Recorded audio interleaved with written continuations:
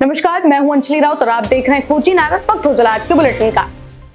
Nirbhaya fund से उत्तराखंड के 7 जिलों में जल्द महिला छात्रावास का निर्माण हो जाएगा। इन जिलों में कामकाजी महिलाओं और छात्राओं के छात्रावास की जगह तय हो गई है। निर्माण के लिए ब्रिडकुल से अनुबंध हो चुका है, जो 3 साल में पूरा होना है।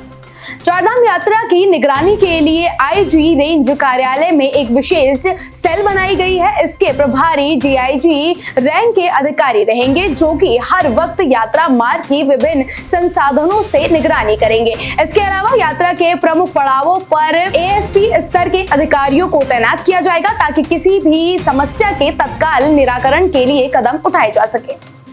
चारधाम यात्रा पर आने वाले चालकों परिचालकों को सरकार आराम करने की सुविधा देगी। इसके लिए परिवहन विभाग ने तैयारी शुरू कर दी है। मकसद ये है कि चारधाम यात्रा में आने वाले वाहनों की सड़क दुर्घटनाएं बंद हो रही हैं।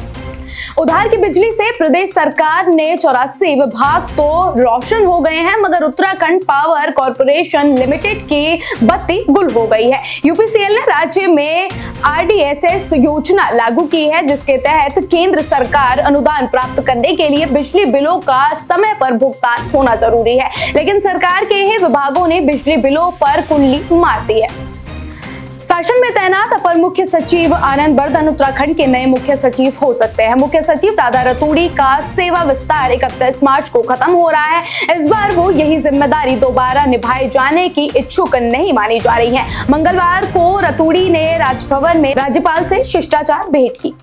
सचिव मुख्यमंत्री व आयुक्त गढ़वाल विनय शंकर पांडे ने कहा कि चारधाम यात्रा के शुरुआत में तीर्थ यात्रियों की भीड़ बढ़ जाती है। इसे देखते हुए इस बार यात्रा शुरू होने के 1 महीने बाद तक वीआईपी दर्शन मान्य नहीं होगा। यदि कोई वीआईपी आम श्रद्धालुओं की तरह दर्शन के लिए आते हैं तो उनका स्वागत है।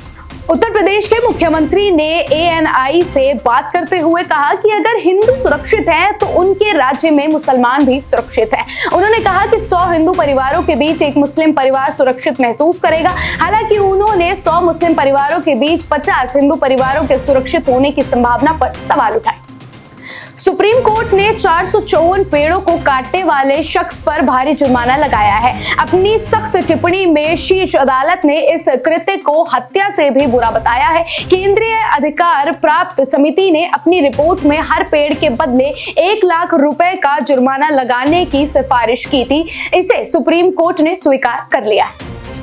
अब एटीएम से पैसे निकालना महंगा होने वाला है। अगर आप भी कैश के लिए एटीएम का इस्तेमाल करते हैं तो ये खबर आपके लिए है। अभी एक लिमिट तक आप एटीएम से पैसे फ्री में ही निकाल सकते हैं, लेकिन लिमिट के बाद आपको चार्ज देना पड़ता है। 1 मई से यही चार्ज बढ़ सकता है। अगर ऐसा हुआ तो आपको एटीएम से कैश निकालना और महंगा पड़ जाएगा।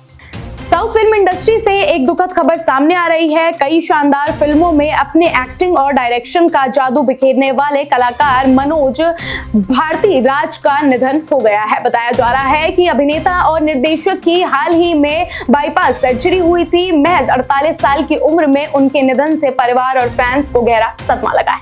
तो ऐसी ही देश दुनिया की बड़ी खबरों के लिए फॉलो करें हमारे चैनल।